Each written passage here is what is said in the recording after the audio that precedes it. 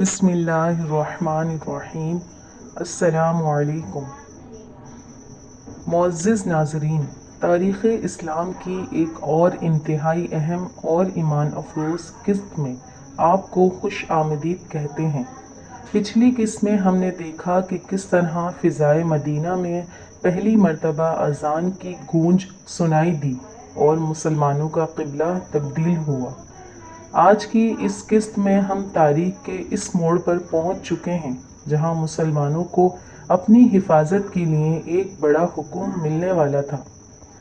یہ ذکر ہے ہجرت مدینہ کے دوسرے سال کا، جب اسلام کی تاریخ کا سب سے پہلا غزوہ پیش آیا۔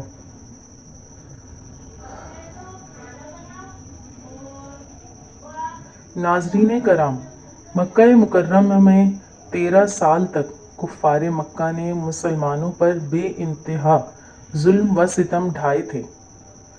مسلمانوں کو مارا پیٹا گیا، ان کا بائیکاٹ کیا گیا اور بالآخر انہیں اپنا گھر بار چھوڑنے پر مجبور کر دیا گیا۔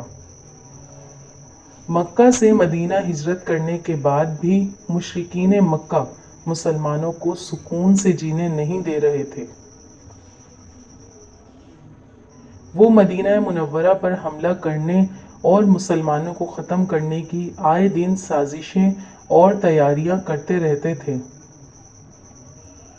اب تک مسلمانوں کو کفار کے ظلم پر صرف صبر کرنے اور ہاتھ روک کر رکھنے کا حکم تھا، لیکن اب مدینہ منورہ میں مسلمانوں کی ایک باقاعدہ ریاست قائم ہو چکی تھی اور مشرکین مکہ کے بڑھتے ہوئے خطروں کا مقابلہ کرنا ضروری تھا۔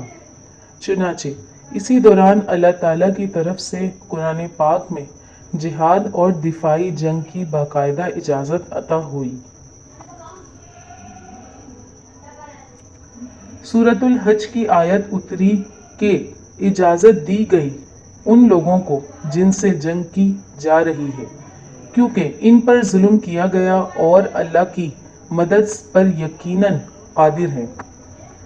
یہ اسلام کی تاریخ کا ایک بہت بڑا اور انقلابی فیصلہ تھا جس نے مسلمانوں کو مظلومیت سے نکال کر ایک طاقتور قوت بنا دیا۔ جہاد کی اجازت ملتے ہی نبی کریم صلی اللہ علیہ وسلم نے مدینہ منورہ کی حفاظت کے لیے اقدامات شروع کر دیے۔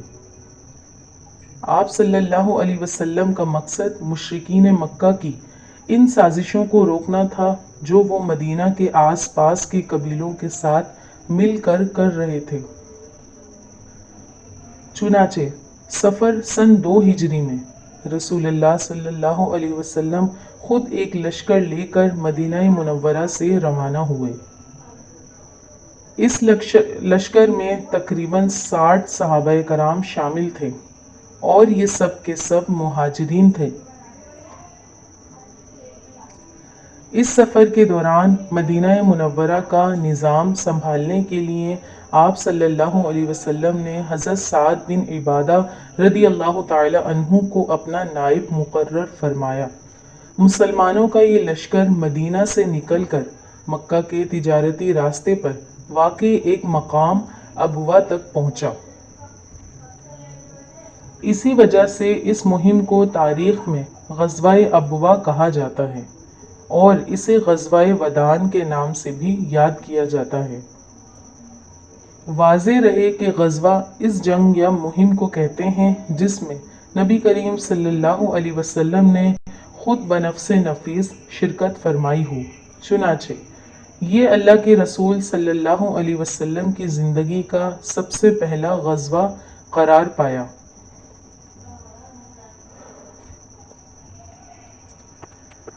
ناظرین کرام، جب اسلامی لشکر ابوا کے مقام پر پہنچا تو وہاں قریش کا کوئی لشکر تو موجود نہیں تھا، لیکن وہاں ایک بہت اہم اور بڑا قبیلہ آباد تھا جس کا نام بنو زمرہ تھا۔ رسول اللہ صلی اللہ علیہ وسلم نے اپنی سیاسی حکمت عملی اور بصیرت کا مظاہرہ کرتے ہوئے بنو زمرہ کے سردار مخشی بن عمرو سے ملاقات فرمائی۔ آپ صلی اللہ علیہ وسلم نے جنگ کرنے کے بجائے ان کے ساتھ ایک امن اور دوستی کا تاریخی معاہدہ طے کیا۔ اس معاہدے کی روح سے یہ طے پایا کہ بنو زمرہ مسلمانوں کے خلاف کسی کی مدد نہیں کریں گے اور نہ ہی مسلمان ان کے خلاف کوئی کارروائی کریں گے، بلکہ دونوں قبیلے ایک دوسرے کے امن کے ضامن ہوں گے۔